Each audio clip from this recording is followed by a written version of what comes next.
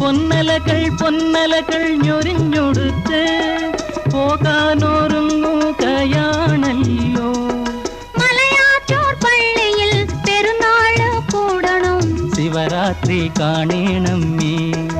ആലുവ ശിവരാത്രി കാണണം നീ.